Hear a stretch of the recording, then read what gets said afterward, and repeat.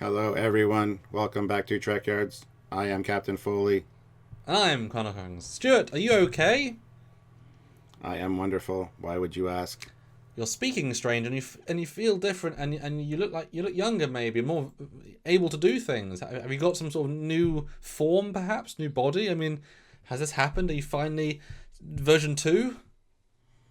Non sequitur. Your facts are uncoordinated. Oh, sorry about Anyway, let's get on with today's discussion. that. Sounds good. Hey, guys. We're going to be talking today about, well, I hope it's not spoilers for people. Hopefully they know by now, but Picard's new form. What happened, Stuart? Sad day, and then less sad quite quickly. What happened? He passed away, and he was quickly. See, we still need to do a thing saying who got resurrected more quick. Was it Kirk in Into Darkness or Picard in Picard? Anyway, Because some legends, like Spock, spending time movie doing it, and it feels earned. Some people, it's after one sequence. Feels less earned. Exactly. Yeah. Basically he came back. His consciousness was scanned and mapped as he was dying. They transferred that into a matrix and stored it, and then essentially used the golem that Dr. Singh had created, transferred the consciousness into there. And Picard is now still an old, frail man that's still going to die in a few years and not have any benefits of being a synthetic, even though he's probably got a better heart now.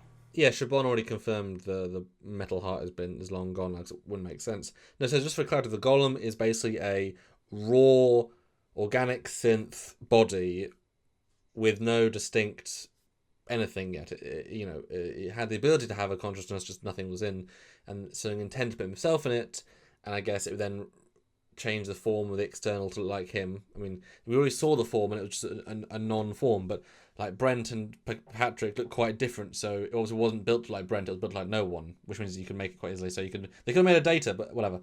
And then so Picard now he's now an organic synth, which is, as you've said many times, basically indistinguishable. I mean, at what point is an organic synth just a person? Because if everything's the same. Although I think that they wouldn't have included any of his physical abnormalities in terms of he wouldn't have arthritis, he wouldn't have made a point of showing Picard throughout this season being weaker than he could be. I mean, he's in his 90s, but in the Trek universe, you're fully functional at that point.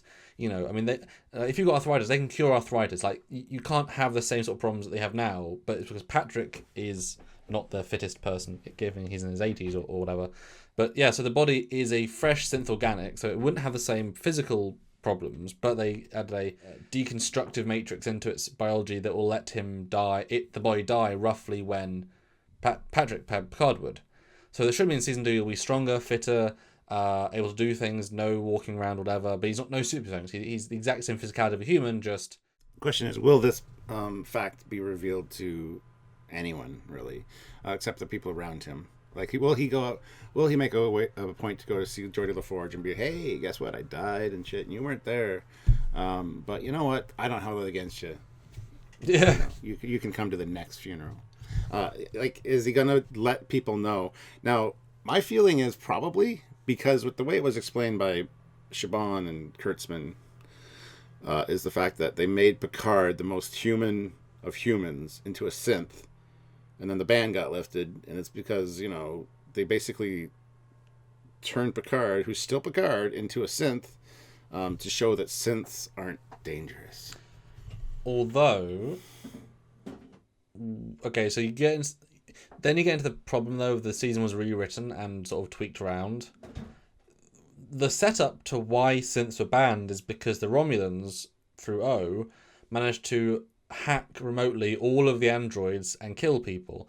Now, those androids didn't look as good as later androids, the organic ones, and they're more data-esque. So I don't know why you couldn't hack an organic synth if the same... I mean, it's more advanced, but it should be based on the same principles. I mean, do they have a positronic brain? If not, if there's just a brain in there without positronics, they've just created a clone body. I mean, at what point is it, So it must be a positronic at some point. And so can Picard be hacked? He's now a machine. I mean, the threat is still there, and so you're saying he's Picard. He is Picard, but now he's hackable and turnable and a threat, potentially. Well, like I said, the synth organics are separate. They're more organic than synth. I get the feeling, especially. I mean, it makes you wonder: can Picard do like a trillion calculations per second now, or is it just still his human brain patterns and function? I assume the latter. It's probably just Picard. He's not going to be extraordinary in the next episode or the next season.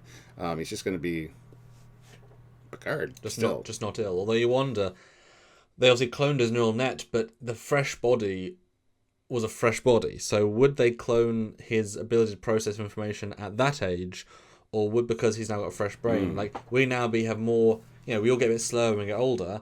Is he now got the cognitive ability of a 20-year-old at the peak of physical performance? Why would they actively give this man, this great man, the lesser mental ability of a 90-year-old when he could serve the universe? Like, even if he dies in 20 years, giving him the mental ability of his prime would be beneficial to everybody. Otherwise, like, he's not here to retire anymore. He wants to do things. So you're not making him superhuman. You're just taking away the limitations of his 90-year-old form, because he's not going to be physically disabled anymore or whatever. But why are he mentally disabled? Disabled. Well, I know what you mean. There you go. I know what you mean, because as you get older, the brain gets addled and it gets slower and whatever. I mean, you saw him in the season. He wasn't acting as Picard would in season 2 of TNG. He clearly is a much less strong intellectual man. And if it was played that way through the whole season for that very reason, season 2 we're going to see a much more spry Picard kind of. Yep. I would be on board with that. That would be 100%. A nice little retcon, deliberate retcon, but a nice retcon. Yeah. I would appreciate that if they did that, and it would make sense for Soji and Jurati and Soon to actually have done that for him. Now it's kind of sad he doesn't have superhuman strength or powers, because that'd be kind of neat to do that Picard maneuver in person. Like he's standing 20 feet away from you, and all of a sudden, hello, he's right beside you, and he punches you. Meanwhile, he's still over there because he moves so fast. That'd be awesome. The Picard maneuver and like $6 million man type deal. I think they missed a few opportunities by doing it the way they did, but they don't want to turn him into like something superhuman and not Picard-like. His humanity was what defined Picard, and I think that's what they wanted to maintain with this. Except they're making a whole point that Soji is also alive and she has humanity while being a fully extra powerful synth. So that doesn't quite work either. I know, but Picard was like the shining example of like they said, he's so Starfleet, he's probably still on the path. And why did everyone yell at him all the time? Why did they write that in? Great. Well, why don't I respect him, show? Although one thing, Soji and Daj, both of them, multiple times did internal programming which could be tricked. I mean, the fact that the mum program could make them go to sleep, the fact that they had memories of Picard, Picard is an organic synth. They're an organic synth. So if someone was able to program in him, I don't know, what if Sung programmed in him while he was on the table basic things? I mean, wouldn't you want to have slight control? I mean, Sung wasn't necessarily a good man. He was happy to destroy the entire universe at one point. Remember that. He was implicit, and he was like, "Oh, I'm drinking the Kool-Aid. I'm going to be in a body while everyone else gets killed." And oh no, it's fine because one of my daughters is bad. Like, that was a terrible twist, because if you think about how he was already fine with it, he wouldn't swap. So wouldn't you want to control Picard in a sense, have those reserve programmings hidden in the base code?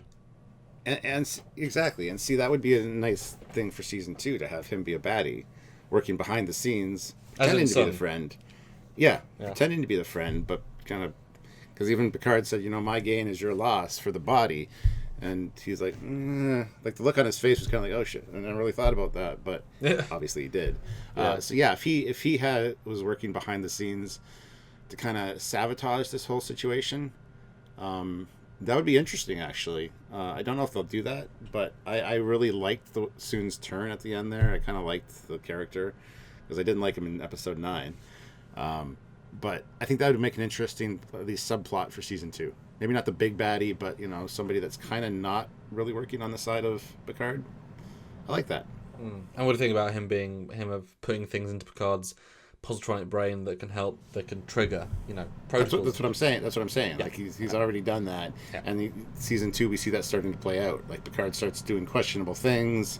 That'd be actually very, very interesting. Because I would think it's very plausible, even when Picard's sleeping, say, someone could take a scanner and access his neural net from wirelessly if they understand his programming, and they can change him.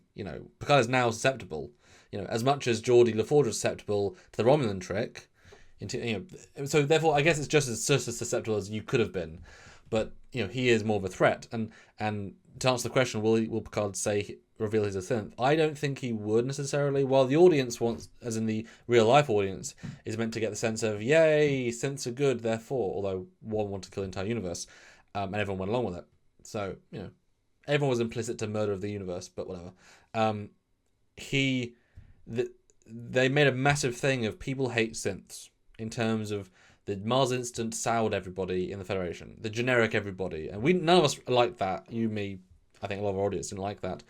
But even if the Romulans were behind it, that still proves synths could be very easily turned and murder people. So irrelevant to who did it, synths are a liability if someone can hack them. And you didn't need to hack them all to be dangerous, because one synth like Soji was able to take over the Serena very quickly. One synth like Data could take over Enterprise D very quickly. So saying Picard is now a synth, the prejudice has been created because of the synths, what they did. I don't think he'd want to tell people I'm a synth now, because that would devalue. Just as much as I'm sure after he was assimilated, there was years of him being devalued by Starfleet. Now he's an ex-Borg, newly synth, and 90, whatever. It would damage his cred, and in the grand scheme of things, yes, synths are now free to go anywhere, the ban's lifted, but I don't think you necessarily promote the synths exist, because there are people who'd say, well, my family died in Planitia because of synths. I mean, yes, the Romans did it, but synths are an unuseful, just use holograms, although Pack will too, but I would think he wouldn't tell people. Obviously Starfleet would know, so in terms of the narrative, people know, but not in terms of the grander universe. I think it would be a pleasant secret. See, I think that's part of the point, though, is that now that he's a synth, it'll help get rights for the synths, because this great man that's the most human of humans and the most Starfleet of Starfleet is now a synth. So as long as he doesn't get hacked and turn rogue, it's yeah, I see what they're going for. Well, that's why it seemed weird at the end to have the final message of the season be a happy ending, when he made a point of saying, I will be your advocate, but he even says to Soji, well, you're leaving everything you know, implying they're not staying or going to be next to this. If you're staying next to the synth homeworld to negotiate with them and for them, you wouldn't say that to her. So they're leaving, so he's not going to be an advocate for them, maybe in the abstract sense, but you would think there'd be a negotiator would come from the Federation to go see them, and then he would stay and be a mediator, because now he's best of both worlds. That's why the wrap-up doesn't work. But that said, in Discovery Season 1, they had this Enterprise, it was fully functional, it was fine, and then cut Season 2, it's damn it, they didn't think of where they were going to go either, so I'm sure if they want Season 2 to start on the synth planet, it could, and they'll ignore their leaving. So I'm not too worried about that, because now they haven't worked out what they're doing later seasons, even though they said they have, but they haven't, so they can go from here. I think maybe it'll come out as a plot in Season 2, he'll not necessarily try to hide it, but he'll encourage people not to tell people, and then dum dum dum. Hey guys, let us know your thoughts on this topic. Do you think that it's something that he will share, and what are the possibilities going forward because of this? Lots of great discussion points in this one, so we're looking forward to your comments down below. As always, make sure you like the video, subscribe to the channel, don't forget to click the notification icon, and join us every time we do a video or a live, because it's a great way to support us. And of course, if you want to support us in a free way, which is great too, just like everything we do, watch the stuff, we make this content for you, so check it out. Do a lot of different topics and thoughts, and those lives are great to come and join us on or Patreon, or join the channel. There are literally so many great ways, and if you want to support any of them or all of them, they all mount up. That's right. So until next time, I am Captain Foley. And I'm still me, though. I'm the classic, the original, you might say. And he is Commander... No, he is Captain Foley version 2.